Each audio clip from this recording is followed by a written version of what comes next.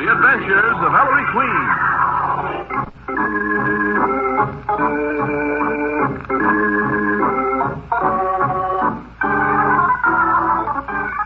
For all you men and women in the armed forces of the United Nations, a rebroadcast of radio's thrilling mystery drama, The Adventures of Ellery Queen. Now, here's Ernest Chappell to introduce the guests and the show. Ellery Queen invites you to match wits with him as he relates another story of a crime he alone unraveled. Before revealing the solution, he stops the play, gives you a chance to solve the mystery. Our guest armchair detectives for this evening are Miss Marjorie Lawrence, Metropolitan Opera star, and Mr. Beverly Kelly of the Ringling Brothers Barnum and Bailey combined shows. And now, Ellery Queen, master detective and your host for the next half hour. Thank you, Ernest Chappell, and good evening, ladies and gentlemen. Well, tonight we tell you the strange mystery of the ghost in the mountaintop cave. I call it The Adventure of Dead Man's Cavern.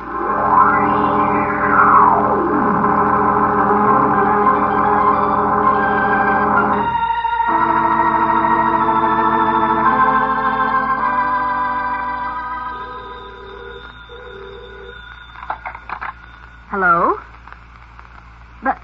But Mr. Queen doesn't know anyone in Canoka, New York, operator. Canoka, New York. Give me that phone, Nicky. Why the excitement, Mr. Queen? Hello, operator. Ellery Queen. Put her on, please. Put her on. Hello, Grace? Ellery, how's the mastermind? Grand to hear your voice, darling. Darling. What are you doing at your Adirondack Lodge, Grace? Stretching my soul. How'd you like to join me this weekend? It's a date. How about my gang, Dad Veely and my secretary? Well, Oh, really. sure, I'll have a lodge full anyway. Wait a minute, dear. I'll look up the train schedule. You bet, darling. I'll hold on. Ellery Queen, if you think I'm going to kick my heels around an Adirondack love nest while you and some shameless woman... Grace? Oh, why, Nicky, she's Dr. Grace Grayson. Probably the most famous living woman physicist. An old friend. Oh? How old? About 50, Nicky. Oh. Ellery, Yes? there's a 9:45 out of Grand Central Saturday morning. I'll pick you and your folks up at Canoka Station. It ought to be fun. Grace, I don't like that laugh. What have you got up your sleeve? Oh, Fiends. The fact is you can help catch a murderer this weekend. I thought so. Who is he? A gentleman known as the Strangler. A strangler. That sounds grim. How many people has he killed? 29 at last report. Well, see you Saturday.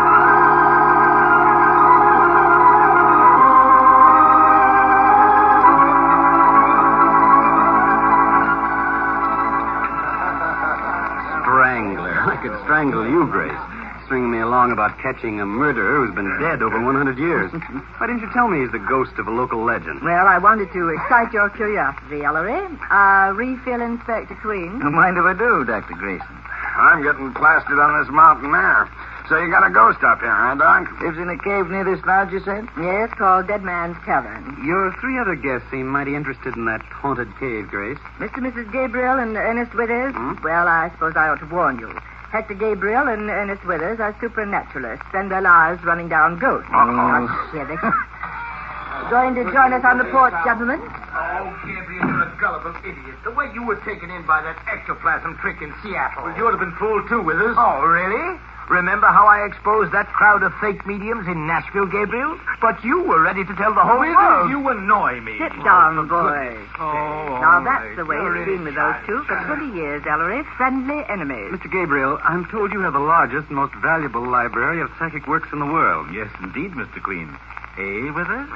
Lucky dog. You've got books I'd give my right arm for. Dr. Grayson tells us you two gentlemen are up here to investigate that haunted cave, Mr. Withers. That's right, Inspector. We're going to conduct a scientific experiment. Now, see here, Hector Gabriel. I'll let you and Withers turn my lodge into a psychic laboratory, but don't drag the respectable name of science into it. Are there actually psychic manifestations, Grace? Oh, Lord, some lug in 1840 began strangling people in that cave, and ever since then, they've... What's that? Sounds like a wolf or something. Listen. Why, that's the moan, Gabriel, the ghost sound. Now someone's screaming. That's no ghost. Sounds like my wife. Told her Miss Porter took a walk in the woods and... Here they come, running. Wife, Mrs. Gabriel. Hold it, dearest. Oh, Mr. There. Nicky, what happened? We were walking in the woods, Inspector, when that ghastly moaning started from the direction of that cave. Mrs. Gabriel got frightened. Hector, please. Don't you and Mr. Withers go near that cave. It's haunted. Why, Huldah, that's what Withers and I came here for. Yes, Mrs. Gabriel, if those moans were made by a ghost, it's our duty to psychic science. Now, see here. Those sounds are a natural phenomenon. Nothing ghostly about them. Then what made that noise, Dr. Grayson? My dear child, the cavern probably has a peculiar rock structure which causes it to catch the wind at the top of the mountain and then expel it with a moaning sonic effect. There it is again. Sure sounds funny, Ellery. What do you think? I think, Dad, we'd better have a look at Dead Man's Cavern.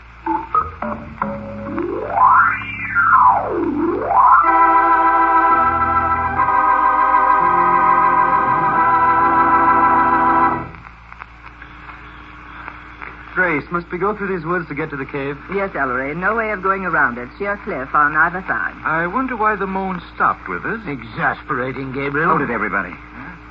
Someone coming. Sounds like a big, heavy man. Wasn't the strangler supposed to be big and heavy? Oh, nonsense, Sergeant. It must be Hank Pete.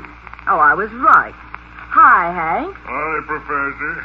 You hear them moans from Dead Man's Cavern, too? Yes, we're going to the cavern now. Hank, these are friends of mine. How do you do? How do you do? All right, Billy, get moving. Strangler's getting pretty restless lately. Huh? Say, Daniel Boone, you don't believe in this ghost bunk, too. Man gets to believe in a lot of things, mister. Living alone up here in the hills. Just what is the story of this strangler, Mr. Gabriel? Well, some mountaineer, Mr. Queen, over Let 100 me years... tell him, Gabriel. He lured wayfarers into the cave, you see, and strangled them for their money. Nice fella. What did he do with his victims' bodies? There's a natural opening in the rear wall of the cave, like a window. It overlooks a lake, Inspector, the same lake that's behind my lodge. The strangler threw his victims out of that cave window into the lake 50 feet below. And ever since, them folks he strangled keep a-moaning like you all heard. Oh, of all the succotash, Hank, the brute was finally caught and hanged. It's the ghost of the strangler. Murdering one of his victims all over again.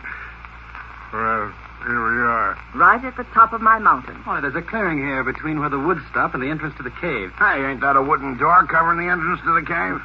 Yes, Sergeant. Let's cross the clearing. Go ahead, Billy.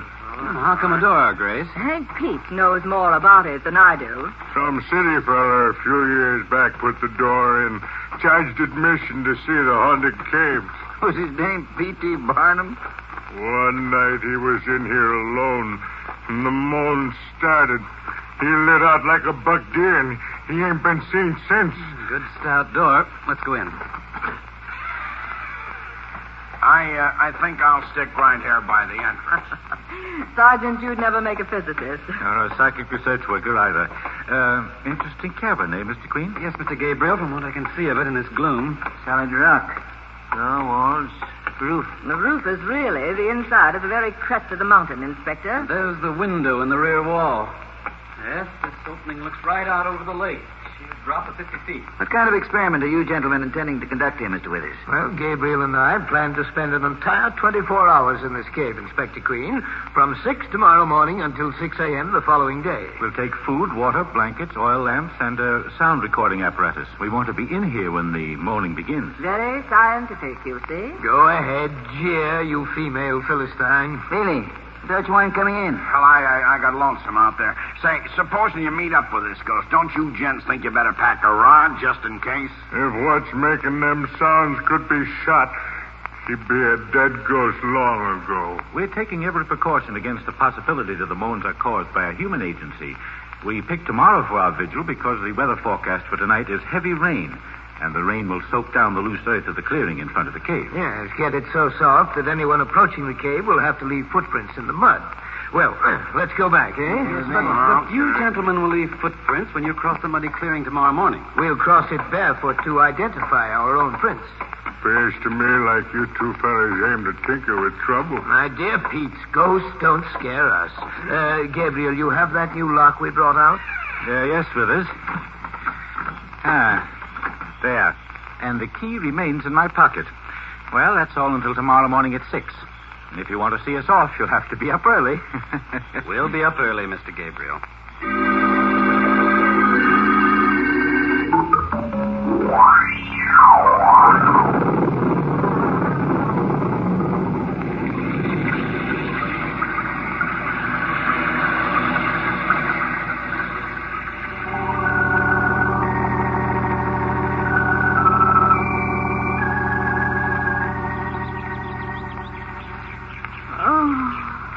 Gosh, I'm sleepy, Ellery. Mrs. Gabriel and I had to double up last night, and she moaned all night long. Are the others following us? All except Hector Gabriel. I wonder where Gabriel is. He bunked with me last night, but when I woke up this morning, he was already gone. He must be waiting for us at the cave. Well, look, Ellery. Is that the old woodsman Dr. Grayson mentioned last night? Hank Peets? Oh, yes. Morning, Hank. Up early to see Mr. Gabriel and Mr. Withers start there watching the cave? Mr. Queen, I just been over to the clearing at the edge of the woods. Somebody's in that cave. What? Cave door is open. What's that, Hank? Cave door open? Why, it can't be. Gabriel and I put a new lock on it yesterday, and he has the only key. Come see for yourselves. It must be your husband, Mrs. Gabriel. Well, I don't understand it, Sergeant. But weren't Mr. Gabriel and Mr. Withers to go into the cave together? Yes, we were. Keep your shade on, Mr. Withers. Take a look. The prints of a small man's bare feet. And they go perfectly straight across the mud of the clearing to the cave door. Just one set of prints. Ingoing. Why, he's tricked me. His word of honor we'd go in together. His word of honor. I'm sure Hector wouldn't do anything dishonorable, Mr. Withers. Well, these are his footprints, aren't they? There couldn't be anyone else's here. They're so small. Cheat. Mr. Withers, you're a dreadful man. Oh, it's probably a joke. Hector Gabriel! Mr. Gabriel! Hey, Mr. Gabriel! Hector! Why don't you answer? Something's wrong. Dad, I'm crossing this clearing alone. I'll detour to keep out of the way of Gabriel's footprints. If you have to follow me, detour too. Right, son.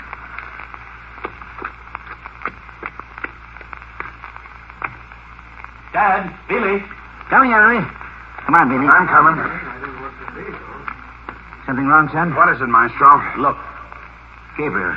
On the cave floor. With all his supplies around him. Dead. Dead about an hour, I'd say. Since 5 a.m. Face contorted by a horrible fear. And no wonder. Look at his neck. He's been strangled.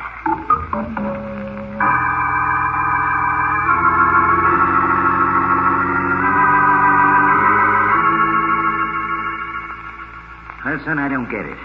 Even these marks of strangulation are queer. You mean the upward-pointing thumb impressions at the back of Gabriel's neck? Yes.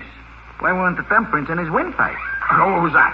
It's Grace Grayson, Sergeant. You and Hank Peets didn't mess up Gabriel's footprints in crossing the clearing, did you? No, Ellery, we detoured, too. Poor Gabriel, I can't believe it yet. Hank, look at him. The ghost of the strangler, I told you. Will you stop jabbering about ghosts, Daniel Boone? You're scared. Get out of here. Stop it, Hank. What are we going to do? Poor Holder's in a state of collapse. Nicky's trying frantically to calm her down, and that man with us hasn't uttered a word since this happened. Who did it? Come outside. I want to show you something. What is it, son? The only way Gabriel's murderer could have got into the cave was the way Gabriel got in, by crossing this muddy clearing. Well, Where are the killer's footprints? You didn't see no prints in this mud when we got here this morning, except the ones of Gabriel's bare feet, did you? I see.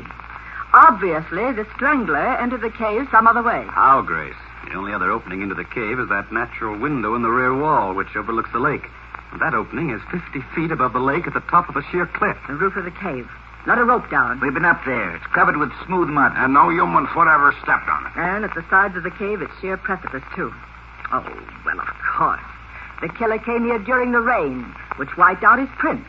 Lay in wait for Gabriel, who came when the rain had stopped. What happened to the prints the killer made leaving? That's not the important point, Dad. The killer couldn't have got into the cave before Gabriel, Grace. The door was locked with a new lock, and only Gabriel had the key, which is still on his person. Then the killer used a grappling iron at the end of a strong line. You mean throw a line up from the lake, Grace? Yes. Someone stood in a boat on the lake below and threw up a grappling iron which caught the window. Guess again, Dr. Grayson. An iron would have left scratch marks in the sill of the rocky opening. And there ain't no scratch marks. Then how do you explain it? You're wasting your time. Ghosts don't need grappling irons. And they don't leave footprints. Yes, Grace. Remarkable as it seems, it looks as if Hank Peets is right. In the setup, Hector Gabriel could only have been strangled by a ghost.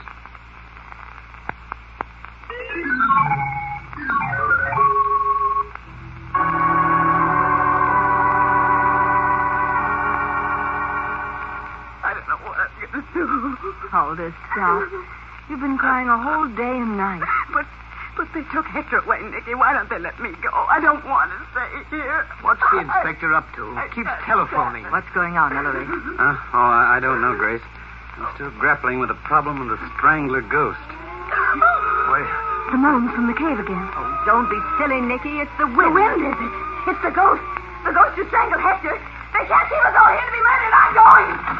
Where are you going, Mrs. Gabriel? Oh, Dad. Really shut that door and set your back against it. Right, Inspector. Ghosts, huh? Miss Gabriel, did I hear you say you were going somewhere? Yes, Inspector. Home. And you can't stop me. Miss Gabriel, I've done a lot of investigating by phone in the past 24 hours. One of the things I've discovered is that your husband was a rich man. Hector, I suppose so, but... What is it, Dad? I've had Gabriel's will checked, Ellery. He leaves nearly his entire estate, worth $2 million, to his wife, Huldah. You mean you think I killed Hector? Your husband was almost 20 years older than you, Mrs. Gabriel. Oh. Yes, quite possible. Why, you're crazy. Next thing we know, you'll be accusing me of strangling Gabriel. Exactly what I had in mind, Mr. Withers. Wait, what do you mean, Inspector? You and Gabriel were at each other's throats for over 20 years, Withers. Enemies. Why, we were friendly enemies. Also, he owned something you wanted bad, Mr. Withers. Gabriel's library. The most valuable collection of books on psychic phenomena in the world. Right, son. One of the things I found out in the past 24 hours is that Gabriel willed his psychic library to Ernest Withers. But that's so absurd, Inspector, to kill a man for possession of some books. You think so, Dr. Grayson? Maybe you'll agree that your motive was stronger. My motive? To kill Hector Gabriel? Dad, Grace involved with Gabriel. She was his first wife. Gabriel's first wife? Did you know that, Ellery? No, I didn't, Nicky. Grace. Surely you're joking, Inspector. Depends on your sense of humor, Dr. Grayson. Fact is, Hector Gabriel ditched you to marry Huldah. And you know what they say about a woman scorned. So you think I killed Hector out of revenge for having thrown me over? I can see your point, Inspector. Only I didn't. It's not any one of us. It was the ghost, I tell you. The ghost. Ah, that ghost story is a lot of camouflage. Yes. One of you three strangled Gabriel in that cave. Only question is, which one? Now, who would that be? Billy, see what it is. Right, No. Inspector. No, please don't open it. Oh, it's just old Hank, the woodsman. What do you want, Pete? Thought you'd want to know. We'd want to know what, Hank? Right at the edge of the woods where you enter the trail from here, just a couple of yards from the lodge, there's a lot of loose stones. Them stones were slippery from the rain. Well? Alongside them slippery stones is a couple small juniper bushes. They've been smashed flat. I figure as how this fella Gabriel slipped on them stones on his way to the cave yesterday morning and fell under them junipers. Heck, that's a help, that is. It certainly is, Sergeant. In fact, it clears up the mystery. What do you mean, son? I mean, Dad, that now I know the identity of the ghost of Dead Man's Cavern.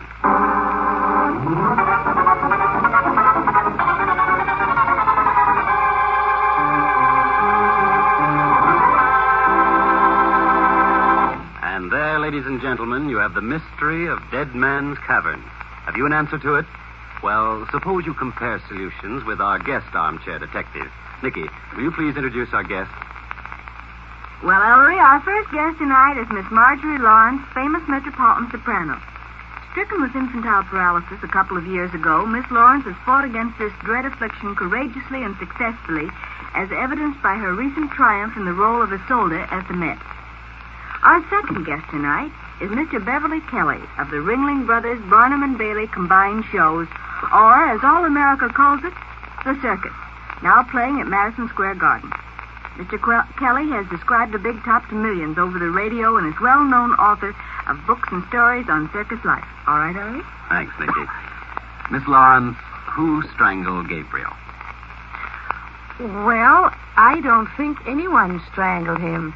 I think that he slipped and fell on those stones under the juniper bushes. Yes? I think the moaning sounds came from natural means somehow. The wind through the rocks or something. Yes. So that's what I would say. Well, thank you, Miss Lawrence. And now, Mr. Kelly, who do you think strangled Gabriel? Well, Ellery, if those footprints outside the cave weren't so small, I think we could blame it on Gargantua. But I think I'm going to put my money on Gabriel's first wife and say that he fell from grace. Well, thank you, Mr. Kelly. Well, how about it, gang? Think you've got the answer?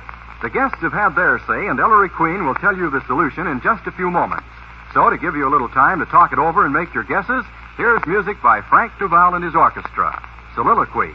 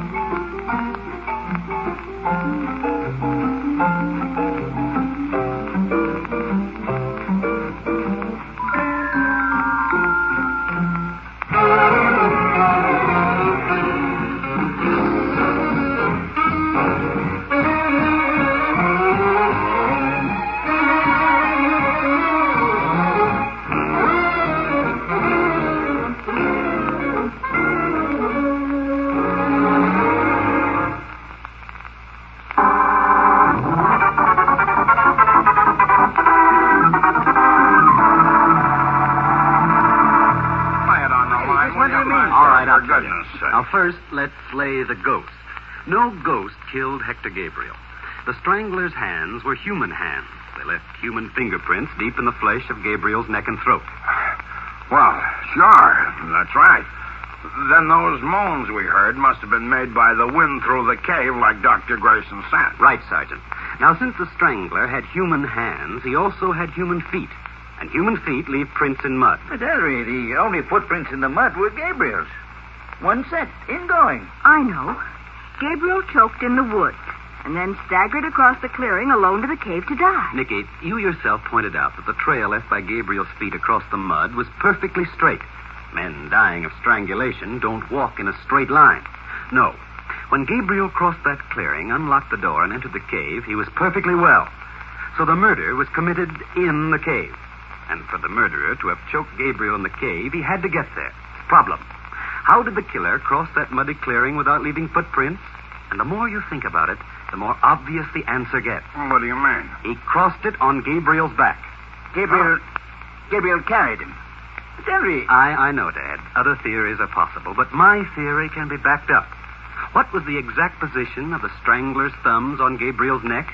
The thumb marks pointed upwards on the back of Gabriel's neck. Which is possible only if at the time he committed his crime, the strangler was behind Gabriel. Strong confirmation that the strangler rode across that mud on Gabriel's back. And when Gabriel entered the cave, the person he was carrying began to choke him before even getting down. Oh, but Maestro, how did the killer make Gabriel carry him? Important question, Sergeant. Grown men don't play piggyback at 5 o'clock of an Adirondack morning. One person carrying another suggests that the person being carried had to be carried. An injury? Yes, Dad. Hank Beach just told us he'd found a place in the trail where someone had slipped on loose, wet stones and fallen into some juniper bushes.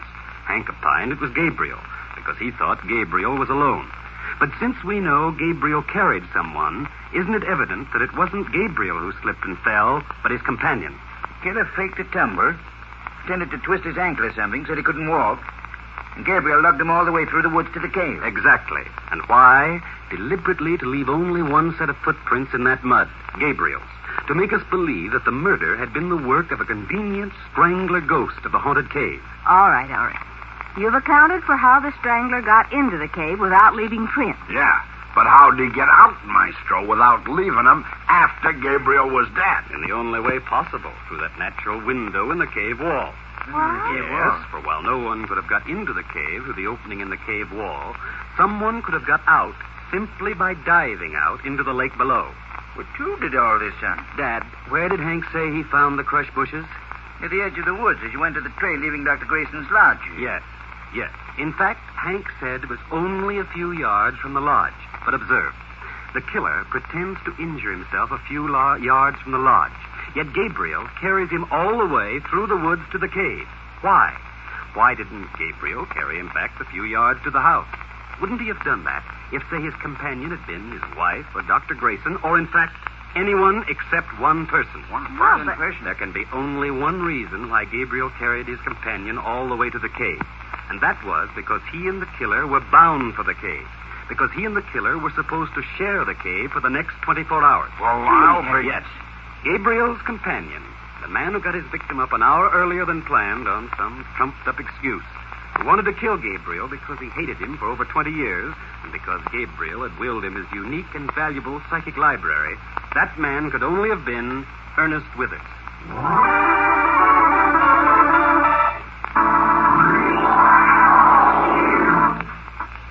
And there you have the solution to the mystery.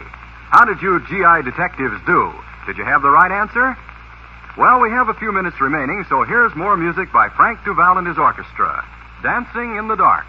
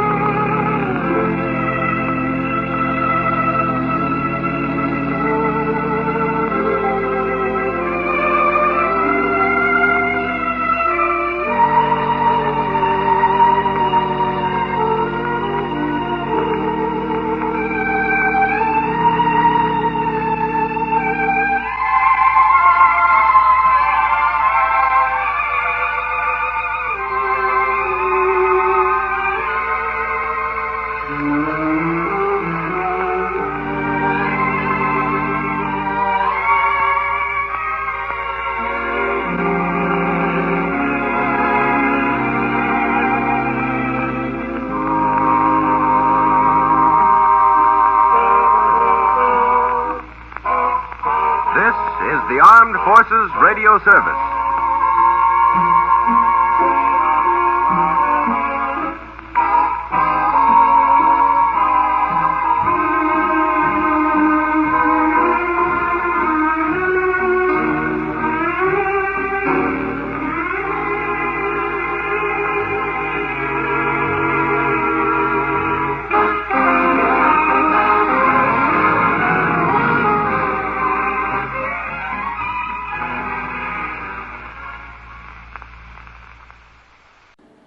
Would you like a shout out? Leave a comment in the section below. Tell me who you want to shout out to, who you want to shout out from, and we'll get it up here for you. Hey, thanks for watching this video. Please like and subscribe, that way you won't miss any. We got a lot more of these. Check out our playlist. Also check out the description below, and we will see you next time.